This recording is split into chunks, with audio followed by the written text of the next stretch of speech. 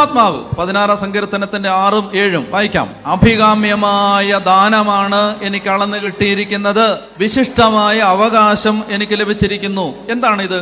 അഭികാമ്യമായ ദാനം, നമുക്ക് കിട്ടിയിരിക്കുന്ന അഭികാമ്യമായ ദാനം, വിശിഷ്ടമായ അവകാശം. അതെന്താ? പരിശുദ്ധാത്മാവ്. കൂദാശയിലൂടെ, മാമോദീസായിലൂടെ നമ്മുടെ മേൽ വർഷിക്കപ്പെട്ട പരിശുദ്ധാത്മാവ്. അഭികാമ്യമായ ദാനം, നമ്മുടെ മേൽ വർഷിക്കപ്പെട്ട വിശിഷ്ടമായ അവകാശം, അതാണ് പരിശുദ്ധാത്മാവ്. അടുത്ത വാക്യം, എനിക്ക് ആ അവകാശം, ആ പരിശുദ്ധാത്മാവ് എന്ത് ചെയ്യുന്നു? എനിക്ക് ഉപദേശം നൽകുന്ന കർത്താവിനെ ഞാൻ വാഴ്ത്തുന്നു. എനിക്ക് ഉപദേശം നൽകുന്ന കർത്താവിനെ ഞാൻ വാഴ്ത്തുന്നു. അടുത്ത വാക്യം, രാത്രിയിലും എൻ്റെ അന്തരംഗത്തിൽ പ്രബോധനം നിറയുന്നു. കണ്ടോ? അതായത് രാത്രി കിടന്നുറങ്ങുമ്പോഴും ഞാൻ എന്താണ് ചെയ്യേണ്ടതെന്ന്, നാളെ എന്താ ചെയ്യേണ്ടത്?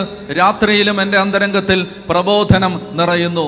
എനിക്ക് ഉപദേശം നൽകുന്ന കർത്താവിനെ ഞാൻ വാഴ്ത്തുന്നു. രാത്രിയിലും എൻ്റെ അന്തരംഗത്തിൽ പ്രബോധനം നിറയുന്നു. അതാണ് എന്ത് ചെയ്യും,